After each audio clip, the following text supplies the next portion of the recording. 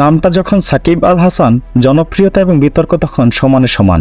সেই বাটখারায় বিতর্কের পাল্লাটা ভারী করে আরও একটা স্ক্যান্ডালে জড়ালেন সাকিব। নাফিসা কামালের সখ্যতায় এইবার যেন জাতকুল সবই যায়। এর আগে বিভিন্ন মাধ্যম থেকে সাকিব এবং নাফিসার সম্পর্ক নিয়ে গুঞ্জন চললেও তারা তা বরাবরই অস্বীকার করে এসেছেন। তবে গত রাতে সামাজিক যোগাযোগ মাধ্যম ফেসবুকে সাকিব এবং নাফিসা কামালের বেশ কিছু ছবি এবং ভিডিও ছড়িয়ে পড়লে তাদের সম্পর্কের গুঞ্জন জোরালো হয়। ভিডিওতে দেখা যাচ্ছে তারা দুজন দুবাইয়ের একটি 5 তারকা হোটেলে বসে খাবার খাচ্ছেন।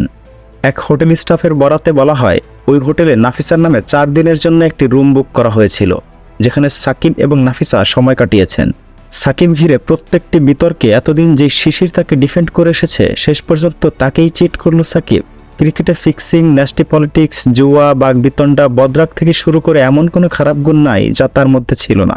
এবার পরকীয়ায় লিপ্ত হয়ে 16 কলা পূর্ণ করলেন তিনি। পরকীয়ার গুঞ্জনের পালে আরও হাওয়া লেগেছে যখন শিশির তার প্রোফাইল থেকে পুরনো সব ছবি ডিলিট করে দিয়েছেন। তাছাড়া তিনি সাকিবকে আনফলো করে দিয়েছেন। নিজের ভোগবিলাসের পাশাপাশি সাবেক বিসিবি বস মুস্তফা কামালের উপর প্রতিশোধটাও নিয়ে নিলেন।